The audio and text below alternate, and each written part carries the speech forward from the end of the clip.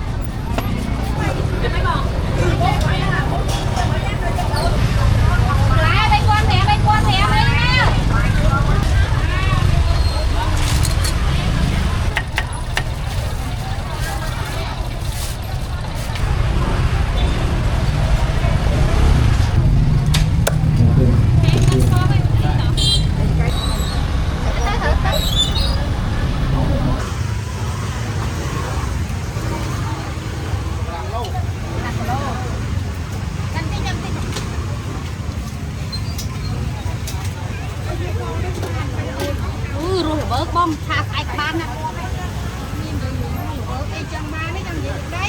ôi đây ấy em thả tật bọt thao đây đây đây đây đây đây nó bảo mà phi vào nào không mà bạn muốn con ba hay là đây của bạn cắt khoai cái bông ở đây dạ không mà cái nào nó bông ra tay cái răng màu này đây đây đây quay chân rồi đá nhưng mà cắt khoai thì đánh chính nha đây thôi nhưng mà cha lại nhưng mà nơi nhưng mà ai lối đó mồi ơi chạy cho đi chạy cao nó vậy mẹ thôi nhưng mà mình luôn vì bị ngay cái thôi anh đi bê phải chào lên phải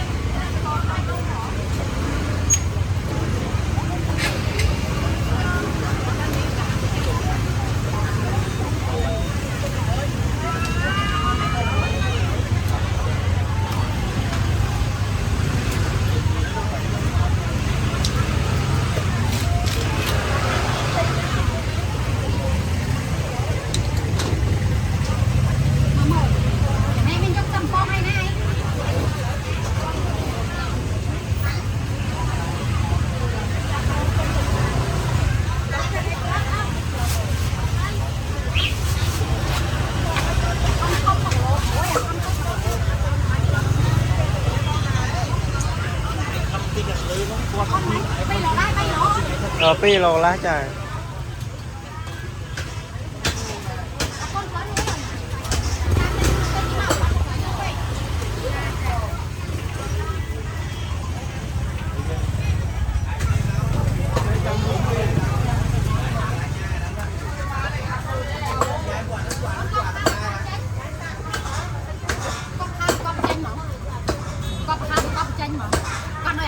con mới là ngày con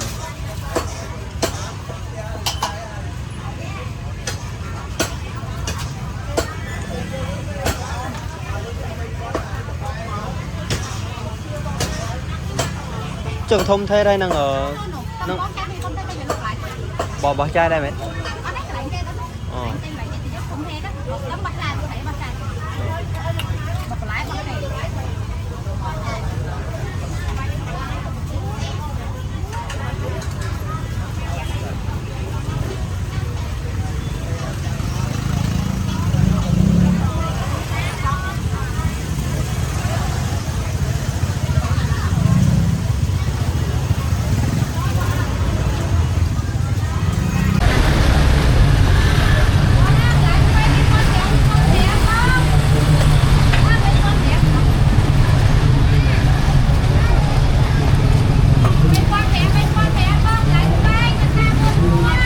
sâm phán môi nữa luôn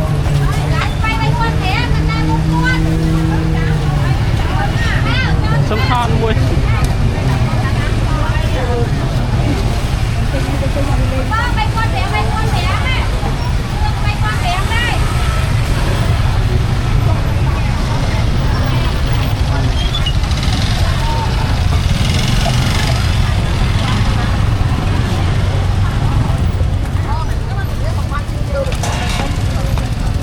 sâm phán môi con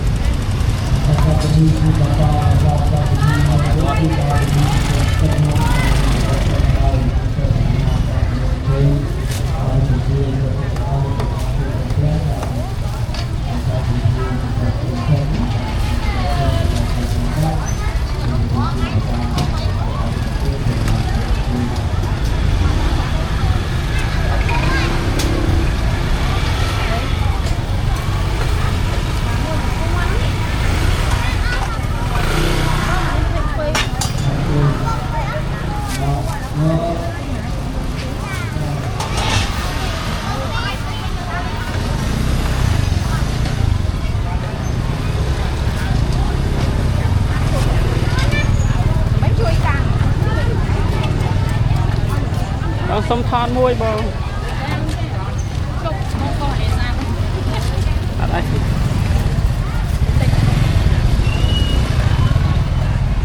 ôi giờ mà anh bay vậy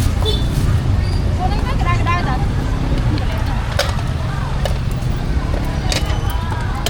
cô nói ngày ai tham kiếp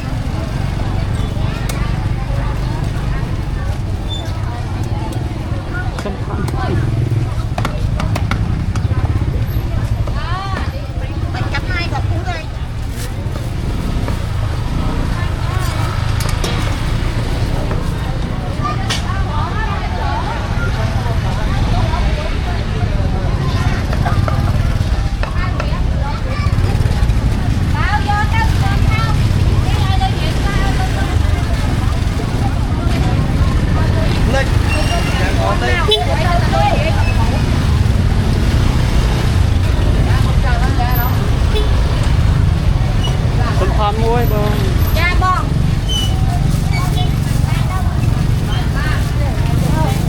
Chưa từng ao mở đi. Chùa hay ta. Đó đây có mà lôi. Ngọt o tiết mình đang. Ăn vô đây công tác nào ăn rồi ăn đi. Cho những bé ăn o ao bánh đây mình làm mình nè. Nè. O hai.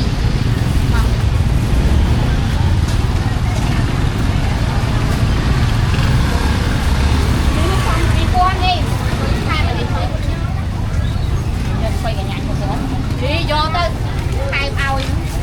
hai bóp lại mấy con thì ăn bóp hả nó vô mất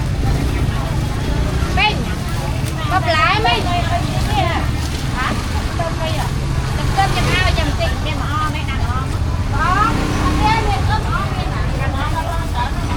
chấm tịnh mấy con thì ăn bông mau đá chứ mòn ngủ bông cây vô cây bon ơi hai bay lại kì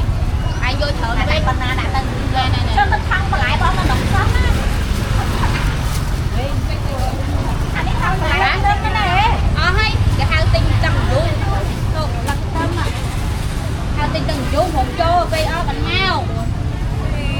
thường khổ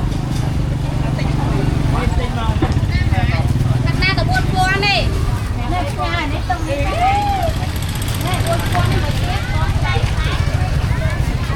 Lượng sâm than muối.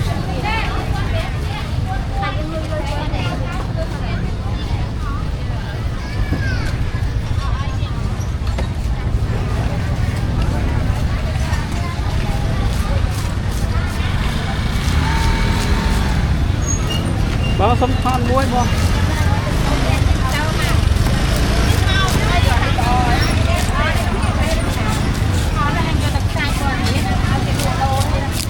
Có YouTube à?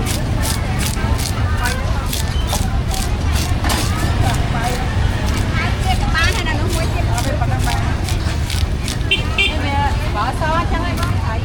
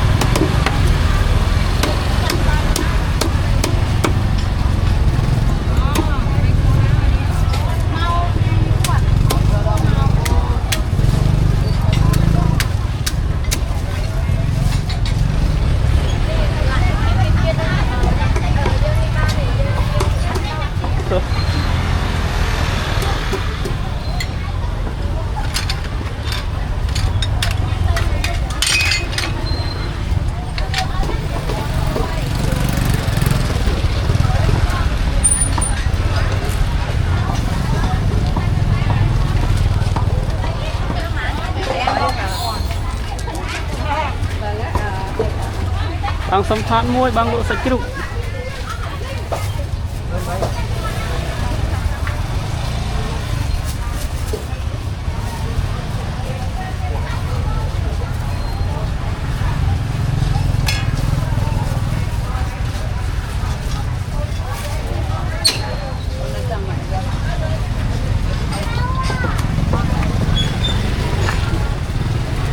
Than muối bang.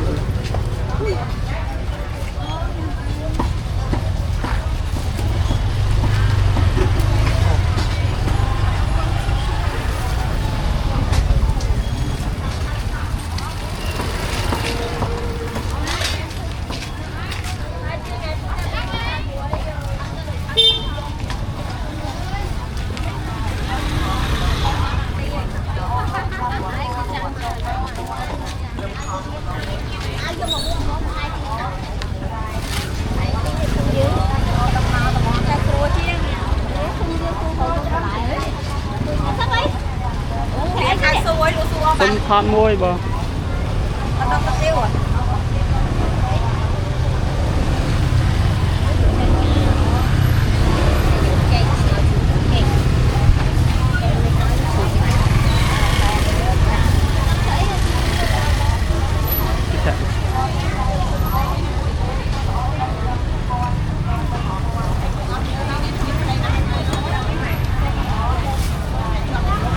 មីងសំផាត់មួយមីង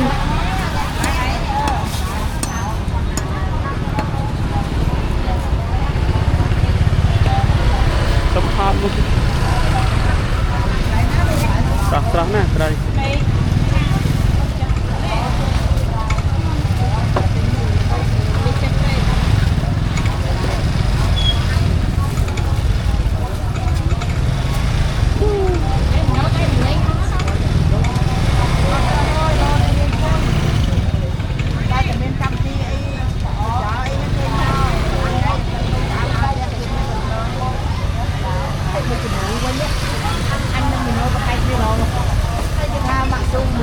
bà rây xây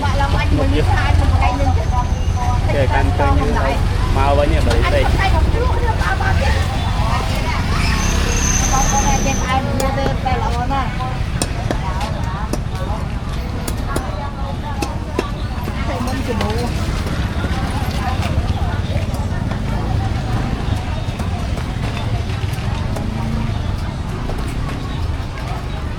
trái sống hot video muối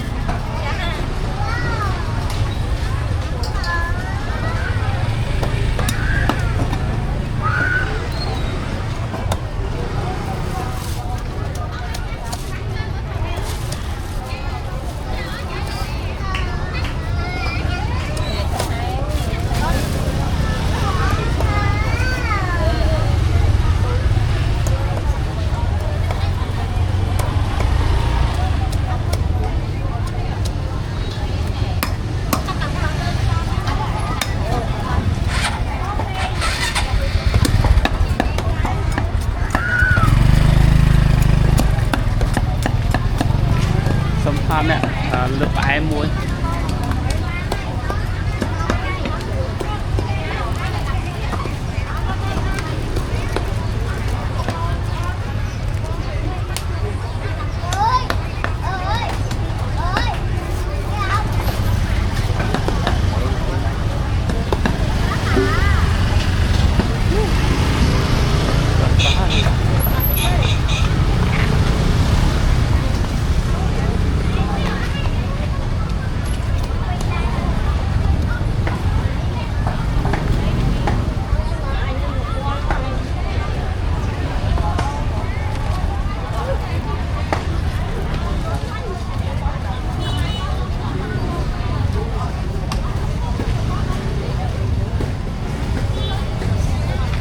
trái sống hot muối trái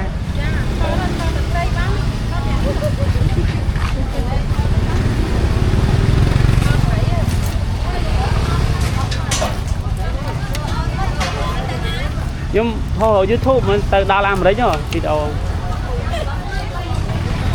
nhưng mà hai con tao được thấy băng đi à đi nhưng mấy con này như vậy thôi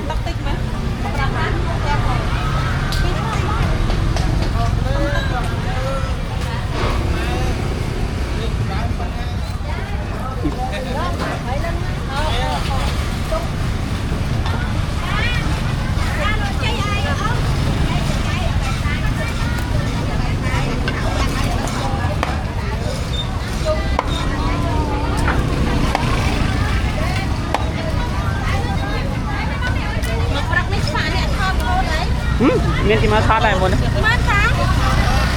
nhà mình lấy thắt nó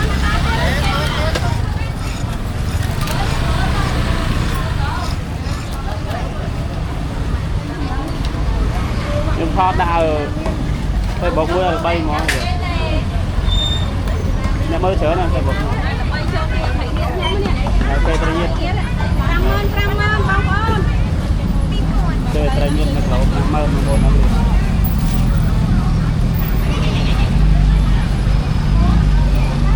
ơi không thơm toan lỡ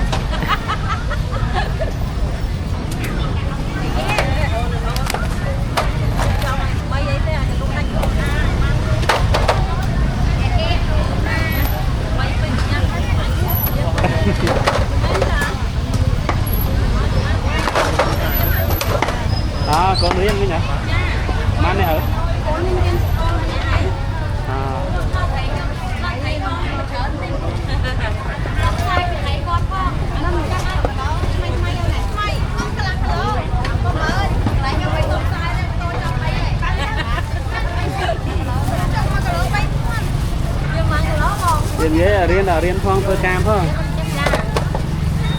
ឆ្លងរៀនអីគេដល់ហើយនឹងរៀនចិនទៀតហ៎ អ អញ្ចឹងគាត់បានធ្វើការឆ្នាំទី2ហើយ គាត់រៀនចិនច្រើនខ្ញុំរៀនចិនទេណាតែខ្ញុំ ចប់ចិនឆ្នាំនេះដាក់ទី9ចប់ហើយ បាទ អញ្ចឹងគាត់រៀនបាន2ឆ្នាំហើយវាអាចធ្វើការងារធ្វើបានណាចប់ចាប់ដៃ ខ្ញុំរៀនដែរបណ្ដៃខ្ញុំលុយខ្លួនឯងណាម៉ែអោគាត់ឲ្យតែលុយចាយខ្ញុំចប់2021ហ៎ ចាអូខេ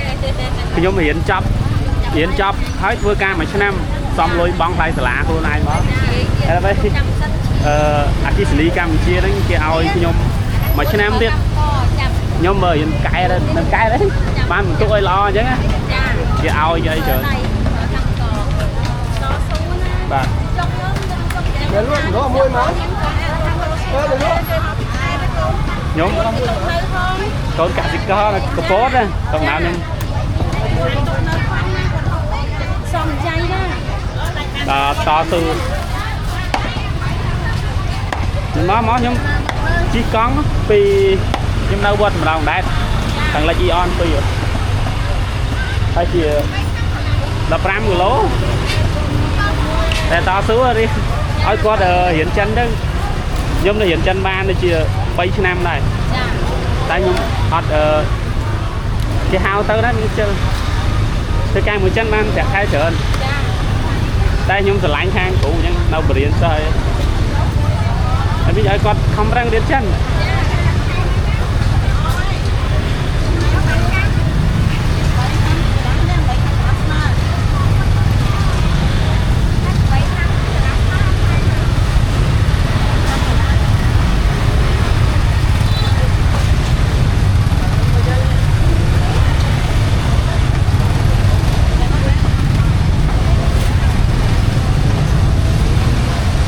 ថតមួយវិញ họ cho bắt đam tập cái rồi nó xem đấy YouTube មិន nó xem đây là một con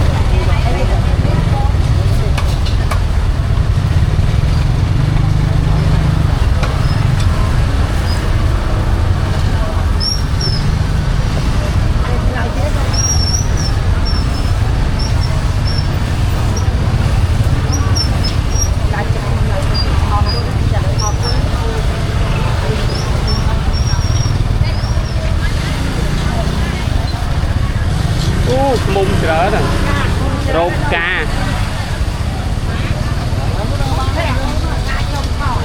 ខ្ញុំ nhưng mà nè say kia យកទៅមកផែជានេះ2ដងនឹងយូរខ្ញុំមកតាំង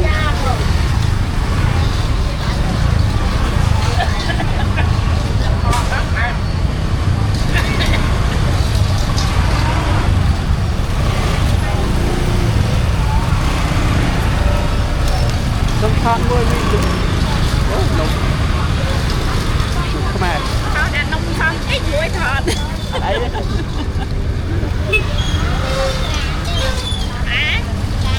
thằng có lại thêm nông thôn cá cái đó cho ba hồi mà nghe nó phải được nông cồn nhiều không có cái thấy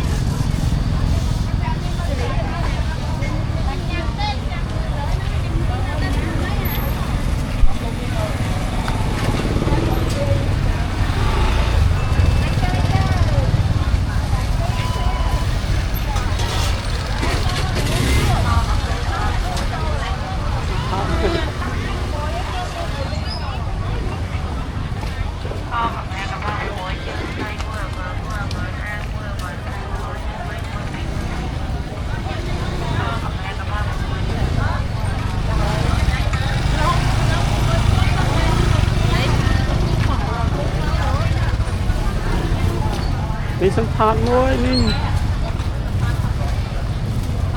สัมผัสมวย ถอดมวยหัวถอดถอดแล้วต้องถอดนะช่วยจับน้ำถอดถอดปนาถอดเมาปีตึ้ง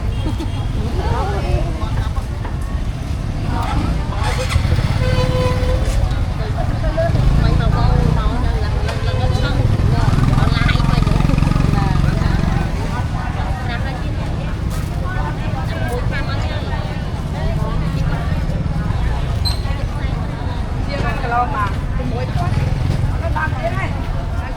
เราสัมผัสมวยนะ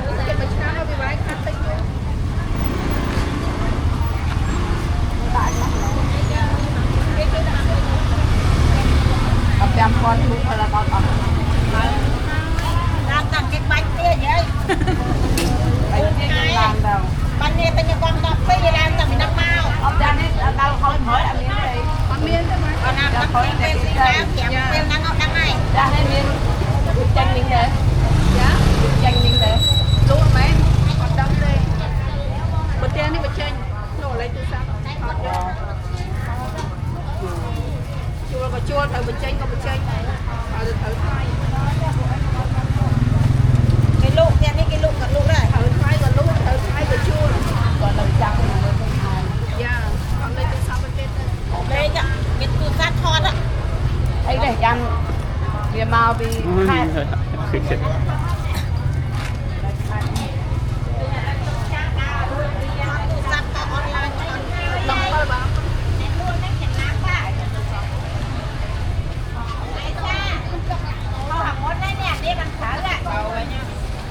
ăn thôi vậy ra ta đây vô mua đi tao bà bán á đây nhầm có đặt đi á มวยมันจะกรานเดี๋ยวลูกอ๋อได้เปิดแก nó à mua đi đặt mới nè nhập tinh cho nó đi นี่เหรอแต่นี่อังไทร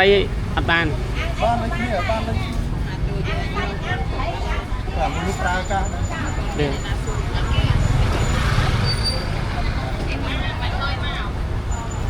บ้านรวมไงเยอะ đang có bị đuôi bánh đó nè ơn bông sạch từ liên đấy ơn đấy แต่สัมผัสมวยอม đi con này nữa bánh bánh con ơn chân đi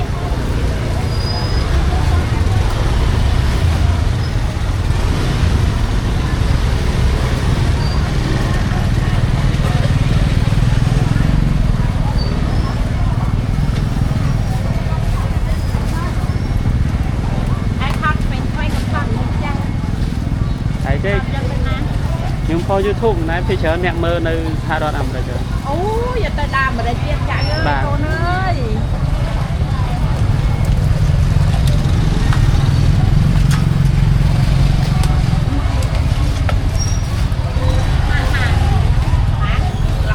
mà quan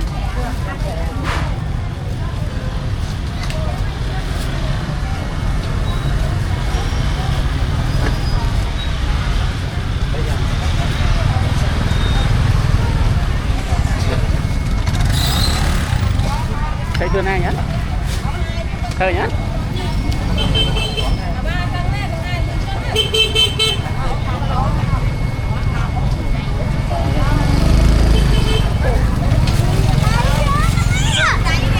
bị sấm khót môi mày nhá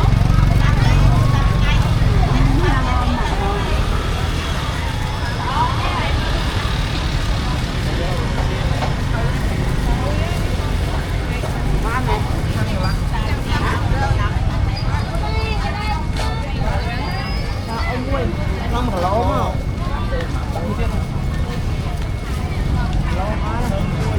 năm mươi năm nữa nè ngon không nha hả năm hổ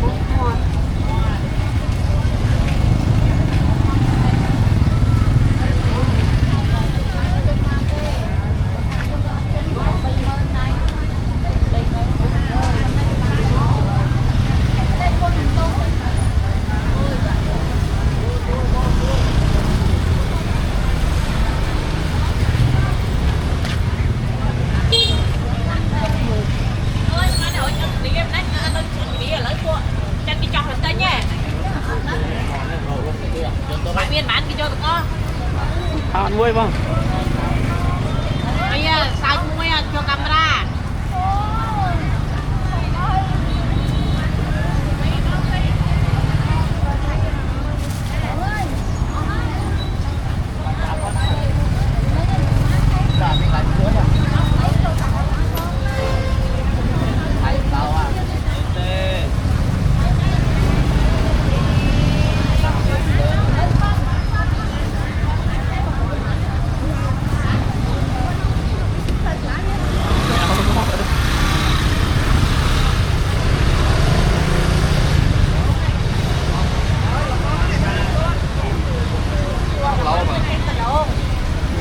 Tôm thon vui không? Rồi tôm tôm ha bằng lẩu. Mà ăn đánh cũng bao không?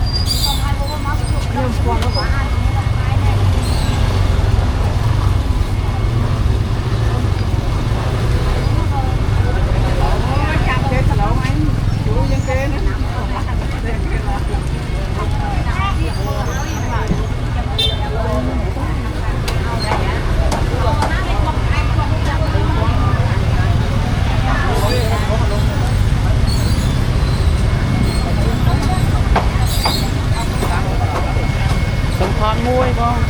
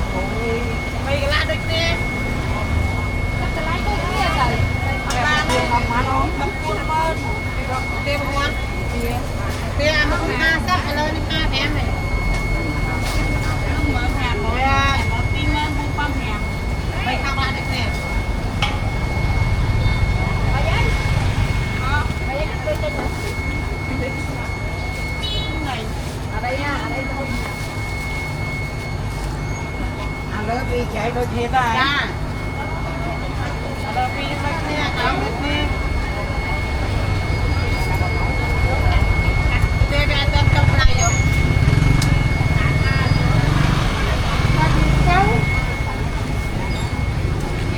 Bên đâu cái lại nhưng đi tự ăn lại chơi lại té đâu tự lấy.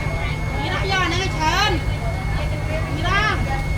Giờ nó chơn.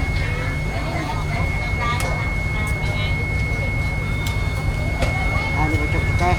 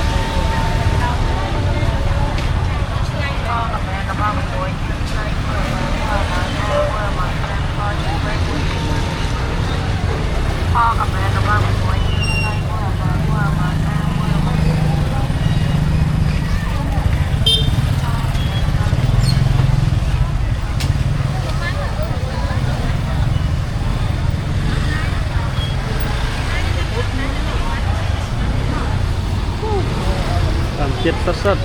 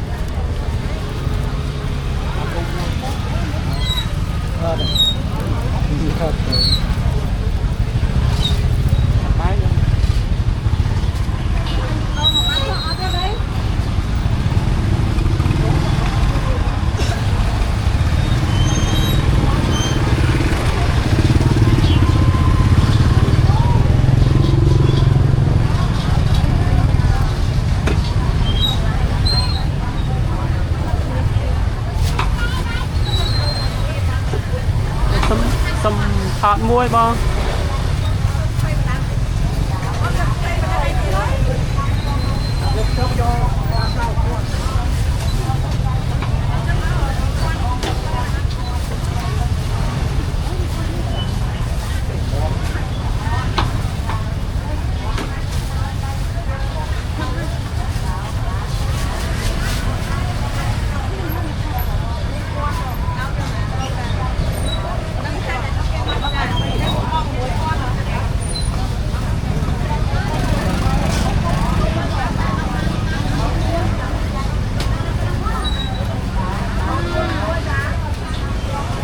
hạt bong cặp sạch ngon muối đây sâm hạt cho muối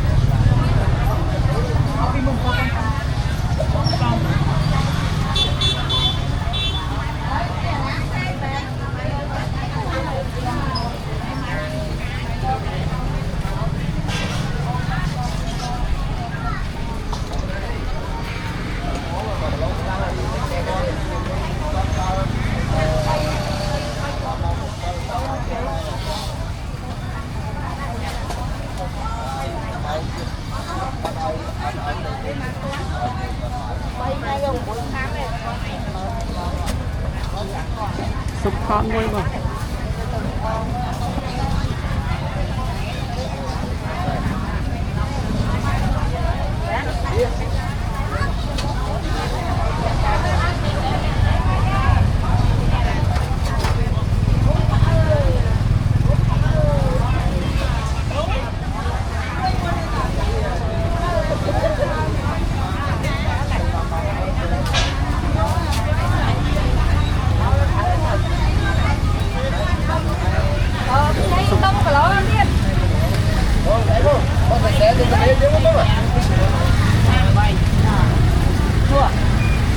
sâm hạt muối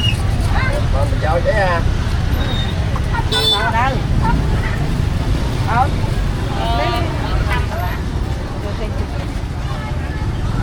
không qua đây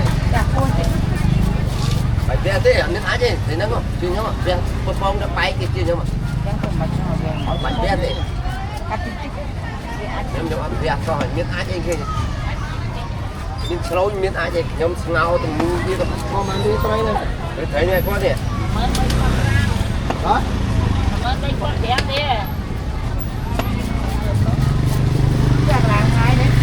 hàng hai sam sắp thầy sẽ về lên đó.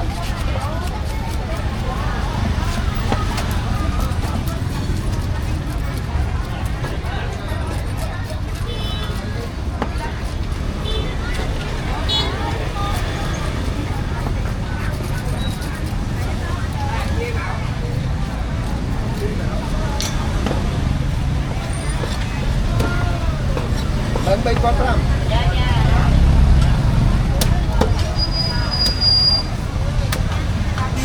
thì xe thì lấy không á Nhà thầy đồ tôi ó thường học ngắn rồi bị lâu đấy nông chẹt chẹt học lâu bay lâu đấy lâu một buổi quan ta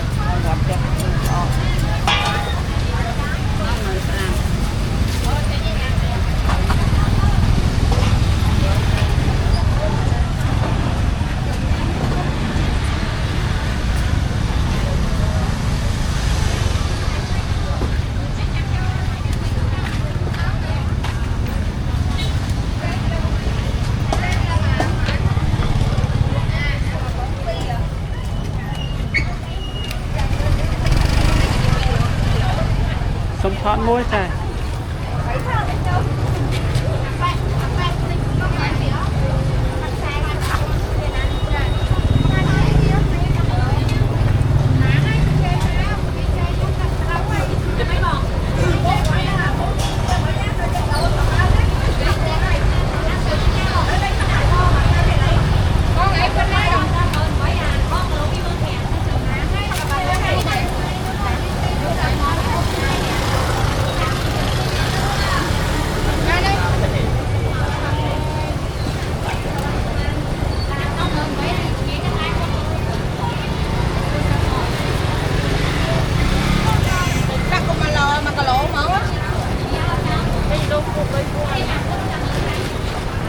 chốt không chốt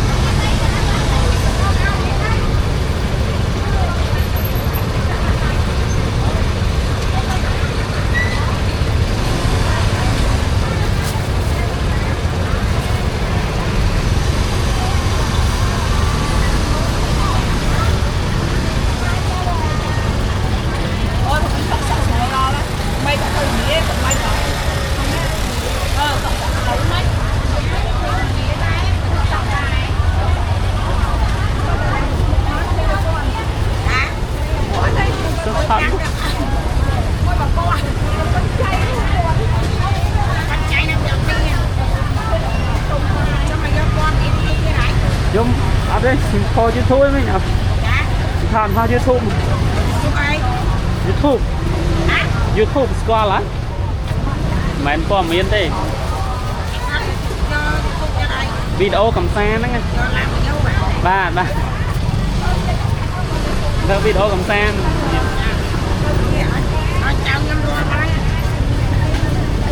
khơi lên ai nhá rom các bạn này rom luôn anh mới luôn anh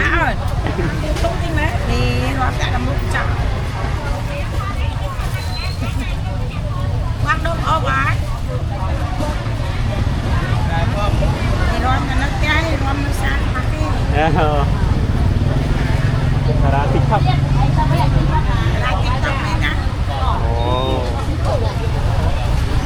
vậy à con nhìn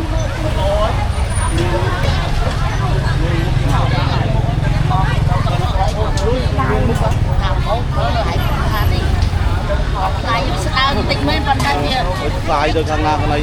thôi chứ không mò phơi mía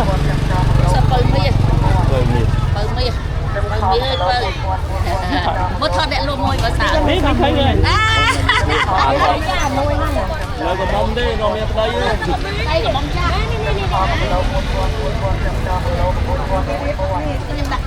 cho anh đừng có hai của môi sao bên tôi tên là sao là môi nó là nó bạch vô ô đặt tăng luôn bớt nó ngay hãy mưa sân đây là đâu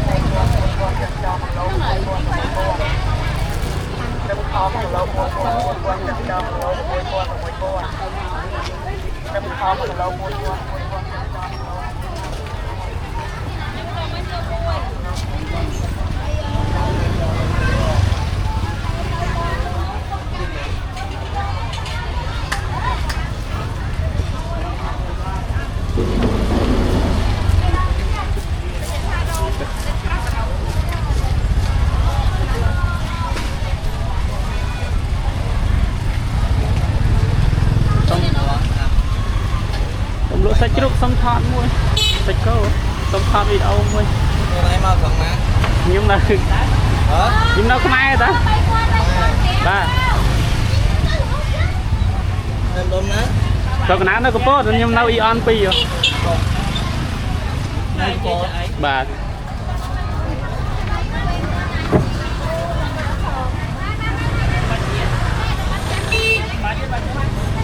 cột đôm ná rồi chúng ta tập trung đi ba qua đấy cho tẻm cọ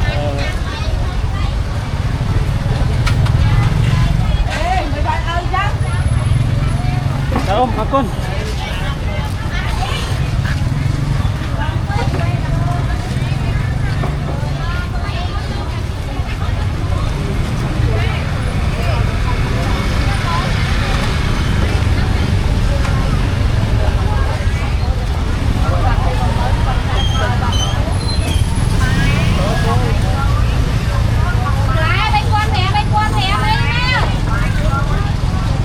lựa xong thon vui nữa lựa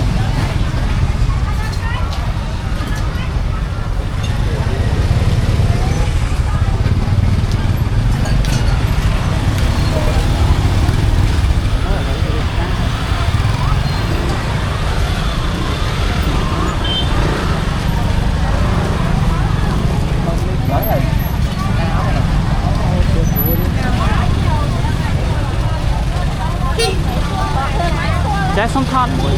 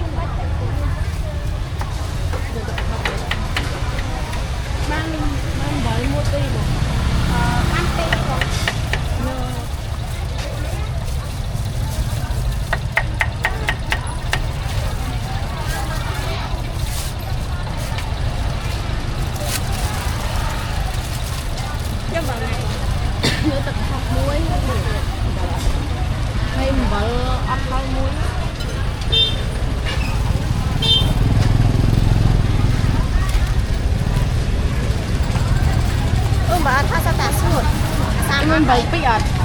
Yo mesti.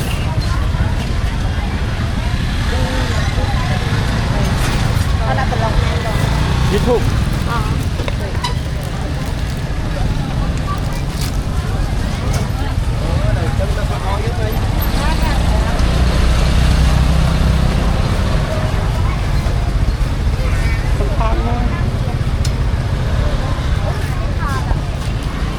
Đâu lắm.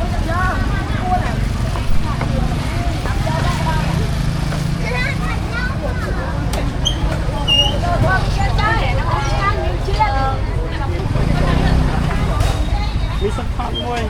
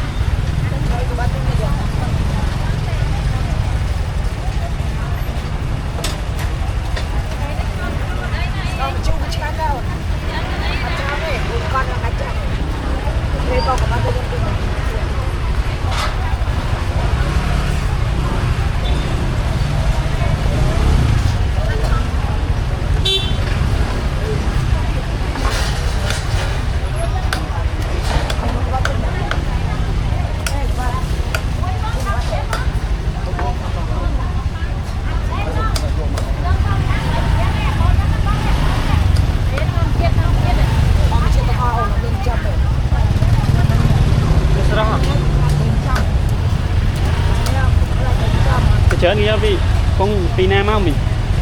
cô kia đấy đam không có con của bớt chấm à cái đam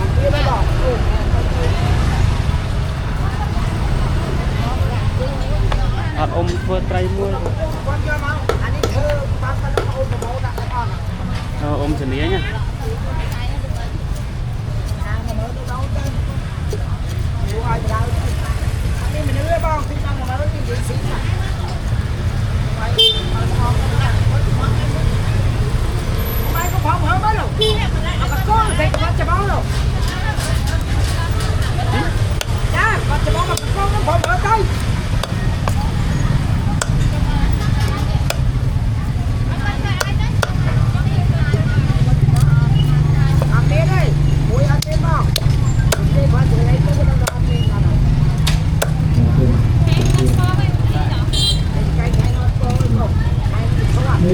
không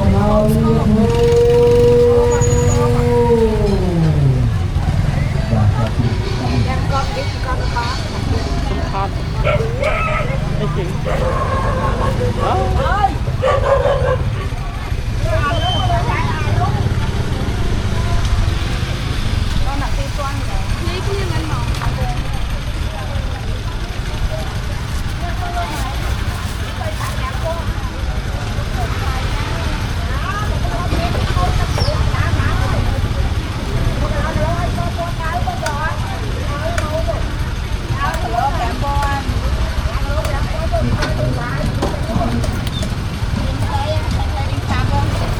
cái lẩu xung quanh rồi